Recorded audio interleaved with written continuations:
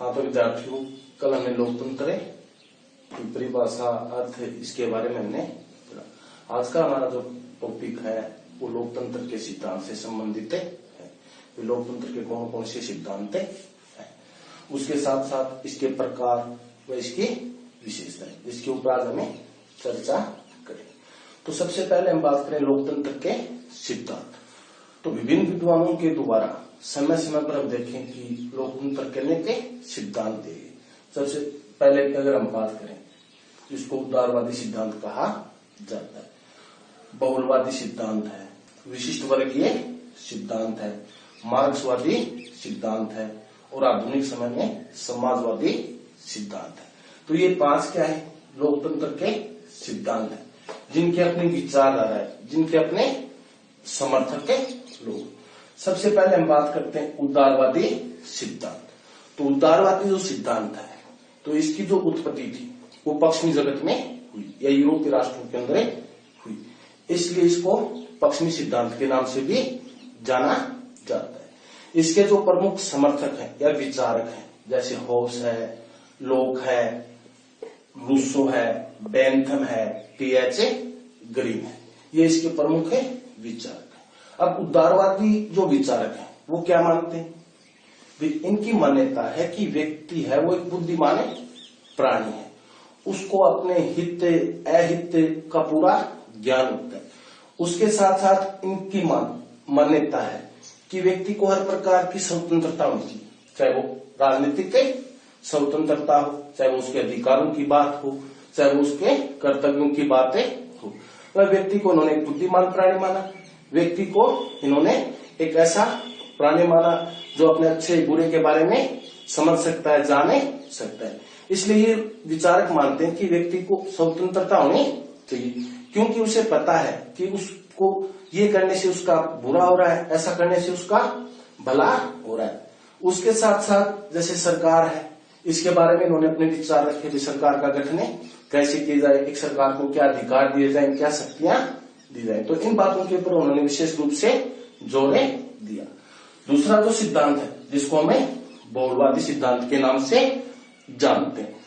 अब एक प्रकार से हम देखें कि बहुलवादी जो सिद्धांत है, इसका जो मूल आधार है वो क्या माना गया कि ये समाज का जो संघात्मक स्वरूप होता है उसके अंदर विश्वास करता है। उसके साथ साथ हम देखें कि इस सिद्धांत के जो विचारक हैं, जैसे जेलोस्की है, बोरकर है, मिसे फोलेटे है, इन्होंने सिद्धांत को प्रतिपादित किया। और इसका सबसे बड़ी विशेषता यही है कि ये संघात्मक जो शासन व्यवस्था है उसके अंदर ये विश्वास करता है। तीसरा जो सिद्धांत है, जिसको हमें विशिष्ट वर्गीय सिद्धांत के नाम से जानते हैं। अब विशिष्ट वर्गीय जो सिद्धांत है, इसकी संपूर्ण जो विचारधारा है वो किसके ऊपर है, अभिजन वर्ग के ऊपर या किसी विशिष्ट वर्ग के ऊपर आधारित है। इसके जो समर्थक विद्वान है वो है रॉबर्ट मिचेल्स, मोस्का, पेरेटो व सी राइट मिल्स। इसके बाद हम देखें, जैसे रॉबर्ट मिचेल्स है, मोस्का है, पेरेटो है, सी राइट से है। तो रॉबर्ट मिचेल्स जो एक जर्मन विचारक है, इनके द्वारा एक पुस्तकें लिखी गई, दी पॉलिटिकल पार्टीज, जिसके इन्होंने अपने विचार रखे या विशिष्ट वर्गीय सिद्धांत के बारे में इन्होंने बताया। इसी प्रकार से हम देखें मोस्का जो एक इतावली विचारक था, इनके द्वारा भी एक पुस्तकें लिखी गई थी, द रूलिंग क्लास, जिसके अंदर इन्होंने अपने विचारों को प्रस्तुत किया है। चौथा जो सिद्धांत है, जिसको हमें मार्क्सवादी सिद्धांत के नाम से जानते हैं। अब मार्क्सवादी जो सिद्धांत है, तो जैसे पीछे हमने पढ़ा, एक प्रकार से ये क्या है, आर्थिक लोकतंत्र के ऊपर जोर देता है। तो मार्क्सवादी जो सिद्धांत है, अगर इसके प्रेरक हम देखें तो कौन थे, कार्ल मार्क्स व फ्रेडरिक, जिन्होंने इस विचार को प्रस्तुत किया। अगर इस विचार की हम बात करें, वर्तमान विश्व के अंदर इसको व्यवहारिक रूप किसी ने दिया, तो हम देखें जैसे रूस के अंदर लेनिन था, स्टालिन था, चाइना के अंदर लाओ त्से तुंग था, जो जिन विद्वानों ने इसको व्यवहारिक रूप प्रदान किया। पांचवा जो है जिसको हमें समाजवादी सिद्धांत के नाम से जानते हैं, जो आधुनिक विश्व के अंदर वर्तमान के अंदर पाया जाता है। तो एक प्रकार से समाजवादी जो सिद्धांत है वो क्या है, उदारवाद और मार्क्सवाद, मतलब दोनों का मिश्रण है। ये उदारवाद के अंदर भी विश्वास रखता है, व्यक्ति को राजनीतिक स्वतंत्रता होनी चाहिए, उसे अधिकार होने चाहिए, और उसके साथ साथ ये मार्क्सवादी सिद्धांत के अंदर भी विश्वास रखता है, भाई आर्थिक समानता, आर्थिक स्वतंत्रता है वो भी व्यक्ति को होनी चाहिए। तो इस प्रकार से समाजवादी जो सिद्धांत है, जो वर्तमान विश्व के अंदर सभी लोकतांत्रिक देशों के अंदर पाया जाता है, क्योंकि आज लोकतांत्रिक देशों का जो मूल उद्देश्य है वो क्या है, एक लोक कल्याणकारी राज्य की स्थापना करना। एक लोक कल्याणकारी राज्य की स्थापना कब हो सकती है, जब हमारे पास राजनीतिक स्वतंत्रता के साथ साथ आर्थिक समानता होगी, तो ये हमें के सच्चे लोक कल्याणकारी राज्य की स्थापना कर पाते हैं। तो समाजवादी जो सिद्धांत है वो इसी बात के ऊपर जोर देता है, उसमें उदारवाद की विशेषताएं भी पाई जाती हैं और उसके अंदर मार्क्सवाद की विशेषताएं भी पाई जाती है। तो ये थे लोकतंत्र के विभिन्न सिद्धांत। अब हम बात करें लोकतांत्रिक शासन के प्रकार। अब लोकतांत्रिक जो शासन है, जैसे पीछे भी हमने पढ़ा राजनीतिक के लोकतंत्र के अंदर इसके दो रूप हैं, एक को हम कहते हैं प्रत्यक्ष या जिसको शुद्ध लोकतंत्र भी कहा जाता है, दूसरा होता है अप्रत्यक्ष लोकतंत्र जिसको हमें प्रतिनिधि लोकतंत्र कहते हैं। अब प्रत्यक्ष जो लोकतंत्र है, जैसे नाम से पता चलता है, प्रत्यक्ष का अर्थ होता है सीधा, मतलब इसमें जनता है वो सीधे तौर पर क्या होती है, शासन में भागीदार होती है, उसी के द्वारा सरकार के जो निर्णय हैं वो लिए जाते हैं, जितने भी ब्यूरोक्रेसी के जो सदस्य होते हैं उनको नियुक्त किया जाता है, मतलब जो भी व्यवस्था होती है एक राज्य के लिए वो सारी व्यवस्था कौन बना रहा है, जनता बना रही है, जनता ये निर्णय ले रही है, जनता ये उनको लागू कर रही है, जनता ये अधिकारी व कर्मचारियों को नियुक्त कर रही है। तो मतलब प्रत्यक्ष रूप से जनता ही क्या है, शासन में भागीदार है। अब हम देखें कि प्रत्यक्ष जो लोकतंत्र था प्राचीन काल की हम बात करें, जैसे यूनान के नगरों की हमें बात करें, एथेंस था, स्पार्टा है, तो उसके अंदर इस प्रकार की जो शासन व्यवस्था थी वो पाई जाती थी, क्योंकि उस समय राज्य थे वो आकार में जनसंख्या में छोटे होते थे, जिसके कारण इस प्रकार की व्यवस्था को लागू करना संभव था। लेकिन अगर वर्तमान विश्व की हम बात करें तो प्रत्यक्ष लोकतंत्र है वो व्यवहारिक रूप से नहीं पाया जाता है, क्योंकि वर्तमान जो राज्य हैं वो आकार की दृष्टि से हम देखें, जनसंख्या की दृष्टि से हम देखें, बड़े हैं, जिसके कारण व्यवहारिक रूप से प्रत्यक्ष लोकतंत्र को लागू नहीं किया जा सकता। लेकिन अगर वर्तमान की भी हम बात करें तो स्विट्जरलैंड के 5 जो कैंटीन है, प्रांत है, उनके अंदर ये व्यवस्था आज भी पाई जाती है। दूसरी जो रूप है जिसको हम अप्रत्यक्ष लोकतंत्र कहते हैं या फिर इसको प्रतिनिधि लोकतंत्र भी कहा जाता है, जो आज विश्व के अधिकांश देशों में पाया जाता है, या वर्तमान में हम देखें कि अप्रत्यक्ष लोकतंत्र है वो पाया जाता है। अब अप्रत्यक्ष या प्रतिनिधि, इसमें इसका विपरीत होता है, जिसमें जनता है वो सीधे तौर पर शासन में भागीदार थी, जबकि अप्रत्यक्ष या प्रतिनिधि जो लोकतंत्र है उसमें जो प्रावधान है या जो व्यवस्था है वो क्या है कि जनता को सीधे तौर पर शासन में भागीदार नहीं बनाया जा सकता, क्योंकि वो संभव नहीं है, क्योंकि आज राज्य बड़े हैं, उनकी जनसंख्या ज्यादा है, जिसके कारण हर व्यक्ति को हम शासन में भागीदार नहीं बना सकते। तो इसमें जो व्यवस्था की गई, प्रावधान किया गया, वो क्या किया गया, भाई जनता को अपने प्रतिनिधि चुनने का अधिकार दिया जाए। तो हम देखें कि अप्रत्यक्ष लोकतंत्र में जनता है वो सीधे तौर पर शासन में भागीदार नहीं होती, बल्कि हम देखें कि लोकतंत्र में चुनाव होते हैं और उन चुनाव के माध्यम से आम जो जन है वो क्या करता है, अपने प्रतिनिधि चुनता है, और वो प्रतिनिधि क्या करते हैं, जनता के लिए शासन करते हैं। जैसे भारत की हम बात करें, लोकसभा की हम बात करें, संसद की हम बात करें, राज्य की विधानसभाओं की हमें बात करें, क्षेत्र के आधार पर या जनसंख्या के हिसाब से हम अपने प्रतिनिधि चुनते हैं। जैसे विधायक हम चुनते हैं, सांसद हमें चुनते हैं, वो हमारे लिए शासन कर रहे हैं, वो हमारे लिए नीतियां बना रहे हैं, निर्णय ले रहे हैं, कानून बना रहे हैं, उनको लागू कर रहे हैं। तो अप्रत्यक्ष जो लोकतंत्र होता है वो एक प्रकार का प्रतिनिधि लोकतंत्र होता है, क्योंकि आम जन है वो अपने प्रतिनिधियों के माध्यम से शासन के ऊपर नियंत्रण रखती है। अब प्रतिनिधि जो लोकतंत्र है तो इसके संदर्भ में अनेक विद्वानों ने अपनी परिभाषाएं दी।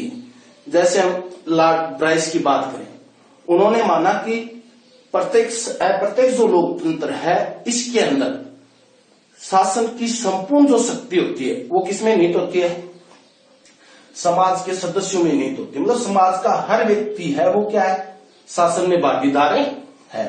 इसी प्रकार से अब्राहम लिंकन ने माना या परिभाषा दी, लोकतंत्र क्या है, जनता का, जनता के लिए, जनता द्वारा किया जाने वाला जो शासन है वो लोकतंत्र है। इसी प्रकार से डायसी के द्वारा इसकी परिभाषा दी गई, जिसे राष्ट्र का अधिकतम भाग, मतलब देश का अधिकतम भाग है वो क्या है, या देश की अधिकतम जो जनसंख्या वो क्या है, शासन में भागीदार होती है।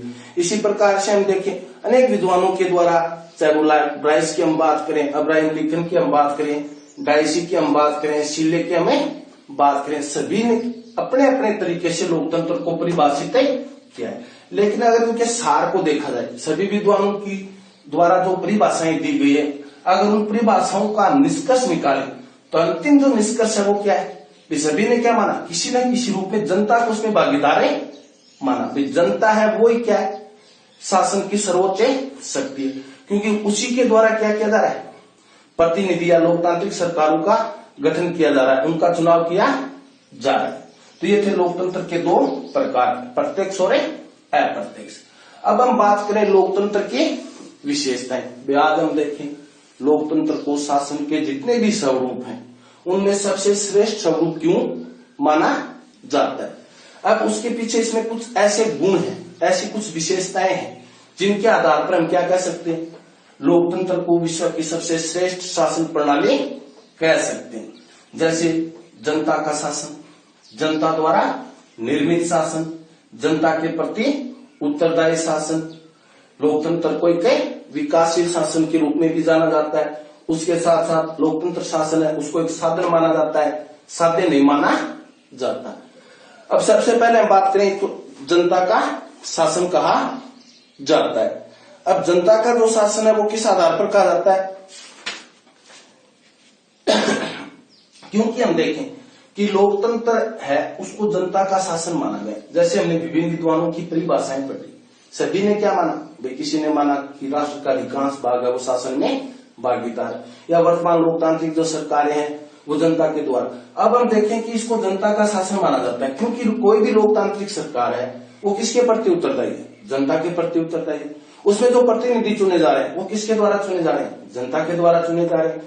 वो लोकतांत्रिक सरकारें किसके लिए काम कर रही है, जनता के लिए काम कर रही है। या शासन की जो अंतिम शक्ति है वो किसमें निहित मानी गई है, जनता में निहित मानी गई है, इसलिए इसको क्या कहा जाता है, जनता का शासन कहा जाता है। दूसरी बात है जनता द्वारा निर्मित शासन। अब हम देखें कि लोकतांत्रिक जो व्यवस्था है तो उसके अंदर हम देखें कि जो सरकारें हम चुनते हैं उसका एक निश्चित कार्यकाल होता है। जैसे भारत में हम बात करें 5 वर्ष के लिए हम सरकार का चयन करते हैं। अब उस सरकार को कौन बना रहा है, आम जनता बना रही है। प्रत्येक 5 वर्ष बाद हम देखें चुनाव होते हैं, अनेक राजनीतिक दल है वो चुनाव लड़ते हैं। अब जनता जिन सदस्यों या जिन प्रतिनिधियों का चुनाव करती है या जिस राजनीतिक दल को ज्यादा बहुमत प्राप्त होता है वो सरकार बनाता है। अब सरकार कोई भी बनाए, किसी भी दल की बने, लेकिन वो बनाई किसके द्वारा जा रही है, जनता के द्वारा बनाई जा रही, क्योंकि जनता अपने मतदान के माध्यम से सरकार का निर्माण कर रही, इसलिए इसको जनता द्वारा निर्मित शासन भी कहा जाता है। तीसरी बात है जनता द्वारा या जनता के प्रति उत्तरदायी शासन। अब जनता के प्रति उत्तरदायी शासन क्यों कहा जाता है इसको, अब हम देखें कि आधुनिक समय में जितने भी लोकतांत्रिक सरकारें हैं वो किसके प्रति उत्तरदायी है, जनता के प्रति उत्तरदायी है। अब जनता के प्रति उत्तरदायी क्यों है, क्योंकि संविधान के अनुसार जो व्यवस्था हमने की गई 5 वर्ष बाद चुनाव होंगे और हर सरकार है वो क्या चाहती है, जनता का समर्थन उसे हासिल है, तो उसके द्वारा जो भी कार्य किए जाएंगे वो किस बात को ध्यान में रखकर किए जाएंगे, जनता को ध्यान में रखकर किए जाएंगे।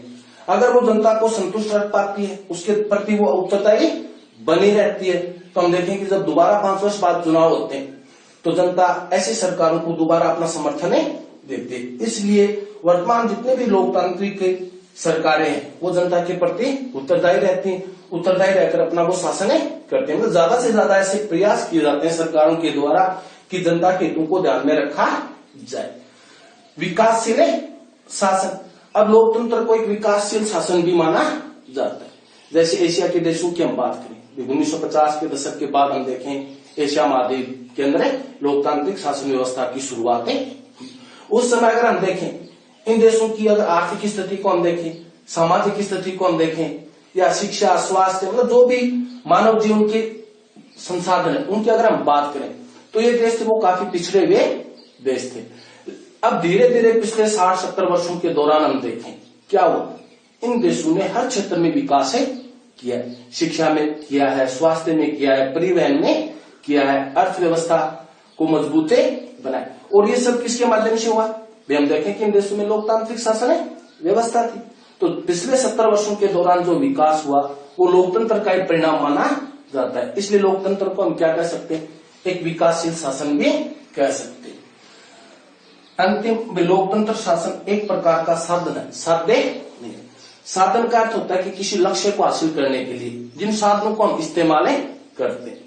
अब लोकतंत्र के अंदर हम देखें, लोकतंत्र को एक साध्य नहीं माना गया है, क्या माना गया है, एक साधन माना है। साध्य हमारे क्या है, जैसे राजनीतिक स्वतंत्रता है, अधिकार है, आर्थिक समानता है, सामाजिक समानता है, ये सब हमारे क्या है, साध्य है।